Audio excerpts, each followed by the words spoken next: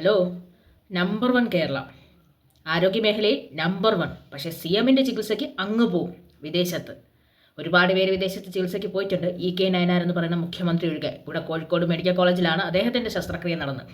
കാരണം അദ്ദേഹത്തിന് ഒരു ജനകീയനായ നേതാവെന്ന്, ഒരു CPM കാരനായിരുന്നു അഭിമാനത്തോടു കൂടി പറയാം.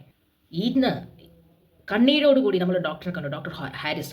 ആരോഗ്യമേഖലയിലെ പ്രശ്നങ്ങൾ തുറന്നു പറഞ്ഞതിൻ്റെ പേരിൽ അനുഭവിച്ചു കൊണ്ടിരിക്കുന്ന മാനസിക പീഡനം.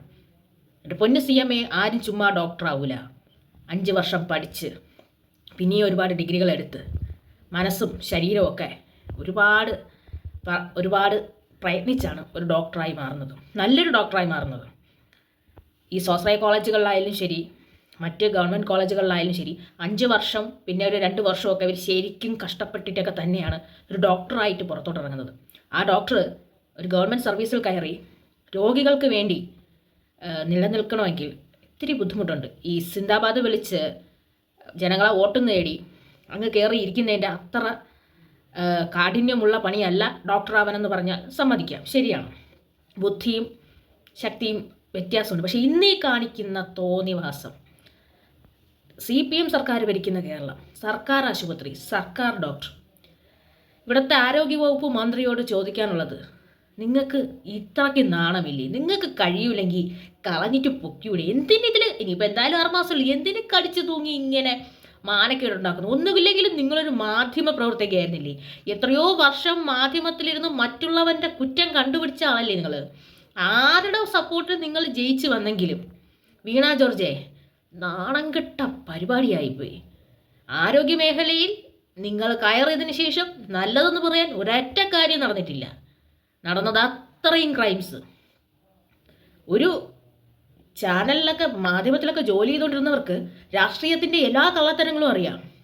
ഇത്രയും മാധ്യമങ്ങളുടെ മുമ്പിൽ നിന്ന് ഒരു ഡോക്ടർ പൊട്ടിക്കരയണമെങ്കിൽ ഇത്രയും എക്സ്പീരിയൻസ് ഉള്ള ഡോക്ടറാണ്. അല്ല, എന്തുമാത്രം മാനസികമായി വേദനിക്കുന്നുണ്ടായിരിക്കും.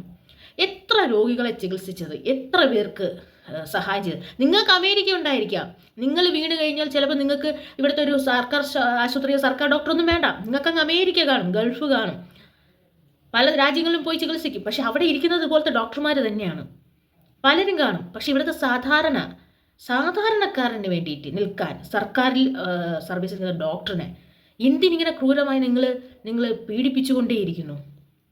ഈ സർക്കാരിനോട് ചോദിക്കാനുള്ളത്, കഴിഞ്ഞ 4.5 വർഷത്തിനിടയിൽ നിങ്ങൾ കാരണം വേദനിക്കാത്തൊരു മനുഷ്യനുണ്ടോ? നിങ്ങൾ കാരണം സന്തോഷിച്ച ആരെങ്കിലും ഉണ്ടോ? ആരെങ്കിലും നിങ്ങൾ കാണിച്ചു തരാൻ പറ്റുന്നുണ്ടോ? മുഖ്യമന്ത്രിയുടെ പേഴ്സണൽ സ്റ്റാഫ് ഇവിടെ ജയിലിലാണ് ഇപ്പം ഉണ്ടായിരുന്നത്. മുന്നത്തെ സ്റ്റാഫ് ഇപ്പോൾ ജയിലിലാണ്. കൂടെ നിന്നവർക്കെല്ലാം കിട്ടിയത് ഇത്രയാണ്, ആൾ ജയിലിലാണ്. നല്ലൊരു ബുക്കും അദ്ദേഹം എഴുതിയിട്ടുണ്ട്, അശ്വത്ഥാമ ഒരു ആന എന്ന് പറഞ്ഞ്.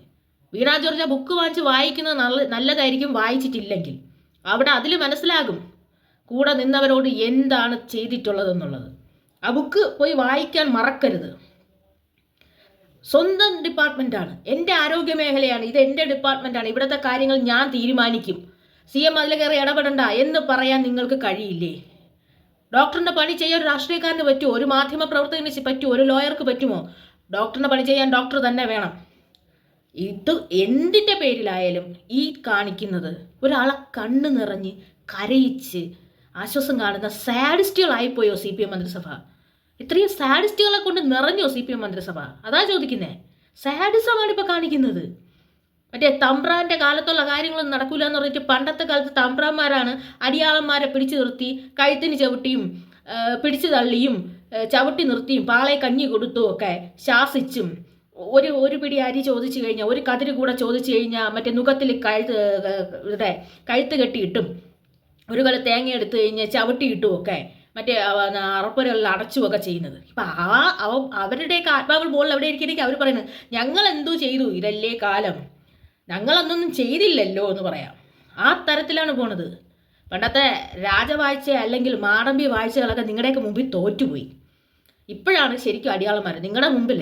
ഇപ്പോഴത്തെ ഈ സർക്കാരിൻ്റെ മുമ്പിൽ വക്കീലന്മാർ, ഡോക്ടർമാർ, പേഴ്സണൽ സ്റ്റാഫുകൾ, മുഴുവൻ സർക്കാർ ഉദ്യോഗസ്ഥരെല്ലാവരും അടിയാളന്മാരായി. അവരെ നിങ്ങൾ അടിയാളന്മാരായിട്ടല്ല, അധകൃതരായിട്ടുമല്ല, അതിനെക്കാട്ടിയും തരം താഴ്ന്ന രീതിയിലാണ് നിങ്ങൾ ട്രീറ്റ് ചെയ്യണത്. നിങ്ങൾ ജയിലിൽ നിന്ന് പുറത്ത് ഒരു ക്രൈം ചെയ്തിറങ്ങിയ ജയിൽ ശിക്ഷ അനുഭവിച്ചവന് കൊടുക്കുന്ന ഒരു സാമാന്യ പരിഗണന പോലും സർക്കാർ കഷ്ടപ്പെട്ട് ബുദ്ധിമുട്ടി പഠിച്ച് ആഗ്രഹിച്ച് ആശ്വസിച്ച് കയറിയ സർക്കാർ ഉദ്യോഗസ്ഥന് കൊടുക്കുന്നില്ല. ഹേ സർക്കാർ, നിങ്ങളുടെ മുമ്പിൽ ഒരു ആത്മഹത്യ, നിങ്ങളുടെ പീഡനം സഹിക്കാൻ വയ്യാതെ ഒരു ആത്മഹത്യ നടന്നിട്ട് 1 വർഷം തികഞ്ഞിട്ടില്ല. ഒരു സർക്കാർ ഉദ്യോഗസ്ഥൻ നെഞ്ചും പൊട്ടി ഇരിക്കുന്നത് നമ്മൾ കണ്ടതാണ്. യാത്രയയപ്പ് ചടങ്ങിൽ നെഞ്ചും പൊട്ടി ഇരിക്കുന്നത് കണ്ടതാണ് ഒരു ഉദ്യോഗസ്ഥൻ. നിങ്ങൾ പറയുന്നു അയാൾ ആത്മഹത്യ ചെയ്തത്, നിങ്ങൾ കൊന്നു. നിങ്ങൾ ഇതേ പ്രവൃത്തി കാരണം നിങ്ങൾ അയാളെ കൊന്നു എന്ന് തന്നെ പറയാം. ആ വീഡിയോ കണ്ടവർക്കറിയാം. അത് പുറത്തു വന്ന ആത്മാഭിമാനമുള്ള ഒരു മനുഷ്യനും അത് കണ്ടുകൊണ്ടിരിക്കാൻ കഴിയില്ല. സർക്കാർ സർവീസിലിരുന്നൊരു വ്യക്തിയാണ് തൻ്റെ ജീവിതം വെടിഞ്ഞു പോയത്. ഇനി ഇദ്ദേഹത്തെ നിങ്ങൾ കൊല്ലുമോ? നിങ്ങൾ ഇദ്ദേഹത്തെയും കൊല്ലുമോ? നിങ്ങൾ എല്ലാവരെയും കൊല്ലാനാണ് ഇരിക്കുന്നത്. ഇനി ഈ സർക്കാർ എത്ര കാലത്തേക്കെന്നല്ല, ഇത്രയും എന്താ പറയുക, നിങ്ങളുടെ സ്ത്രീ സുരക്ഷയുടെ കാര്യം പറയാതിരിക്കുകയാണ് വേണ്ടത്. കാര്യം ഒരുത്തൻ ജയിലിൽ ചാടിയിട്ട് നാട്ടുകാർ കണ്ടതുകൊണ്ട് പിടിച്ചു. അല്ലായിരുന്നെങ്കിൽ ഇപ്പം 2-3 പീഡനം കൂടി പുറത്ത് നടന്നേനെ. എന്നിട്ട് കേരളത്തിന് വെയ്യൊരു ജയിലിൽ കൊണ്ട് ഇട്ടേക്കുന്നതുകൊണ്ട് കുഴപ്പമില്ല. ഇനി ആ കാര്യം ചോദിക്കരുത്. ഒരു കാര്യം ചോദിക്കാതിരിക്കാൻ മറ്റൊരു കാര്യം വെച്ചടക്കുക. നിങ്ങൾക്ക് യൂണിവേഴ്സിറ്റി VC ചെന്ന് കല്ലെറിയാനും അവരെ മുമ്പിൽ ചെന്ന് ബാനർ കെട്ടാനും ഒക്കെ നിങ്ങൾക്കറിയാം. സ്വന്തം മേഖലയിലുള്ള ഒരു സർക്കാർ ഉദ്യോഗസ്ഥൻ അല്ലെങ്കിൽ ഒരു സർക്കാർ ഉദ്യോഗസ്ഥൻ ഒരു ആവശ്യം പറഞ്ഞു കഴിഞ്ഞാൽ പിന്നെ അവനെതിരെ എന്തെല്ലാം ഉന്നയിക്കുമോ അതെല്ലാം ഉന്നയിച്ച് ഇങ്ങനൊരു മനുഷ്യനെ ഇത്രയും അപമാനിച്ച് അപകടകരമായ അവൻ്റെ ജീവിതത്തിലെ ഏറ്റവും മോശമായ അവസ്ഥയിലൂടെ കടത്തി വിട്ടി പോയിട്ട് ഈ സർക്കാർ എന്ത് ലാഭമാണ് നേടുന്നതെന്ന് ചോദിച്ചു കഴിഞ്ഞാൽ അറിയില്ല. പക്ഷെ നിങ്ങളത് മനസ്സിലാക്കുക, നിങ്ങളുടെ സ്റ്റാഫുകളാണ്, അവരെ കൊണ്ടുപോകേണ്ടത് നിങ്ങളുടെ കടമയാണ്. അല്ല നിങ്ങൾ അവിടെ ഇരിക്കുന്ന മാടമ്പികളൊന്നുമല്ല, പഴയ മറ്റേ തമ്പ്രാൻ വാഴ്ചകളൊന്നും അല്ല, ജന്മി വാഴ്ചകളൊന്നും അല്ല. നിങ്ങൾ ഒബേ ആൻഡ് ഓർഡർ എന്ന് പറയുമ്പോൾ ഓർഡർ ചെയ്ത് കൈകൊണ്ട് തരാൻ വേണ്ടിയിട്ട് അവരർഹിക്കുന്ന സ്ഥാനം കൊടുക്കാനും അർഹിക്കുന്ന രീതിയിൽ ജീവിക്കാനുമാണ് അവർ ഇത്രയും കഷ്ടപ്പെട്ട് പഠിച്ച് ആ ഒരു പൊസിഷനിലെത്തിയതും അവരുടെ തൊഴിൽ അവരിഷ്ടം പോലെ അവർക്ക് കാര്യമായ രീതിയിൽ നമുക്ക് മുന്നിൽ ചെയ്തു തരുന്നതും. ഇതൊരിക്കലും ഈ സർക്കാർ ചെയ്യാൻ കൊള്ളാവുന്നതല്ല. നിങ്ങൾ എന്തിനാണ് ഇനി പ്രതിപക്ഷത്തെ കുറ്റം പറയുന്നത്? നിങ്ങൾ എന്ത് ചെയ്യുന്നു? നിങ്ങളൊന്നും ചെയ്യുന്നില്ല. ചെയ്യുന്നവരെ ചെയ്യാനും സമ്മതിക്കുന്നില്ല.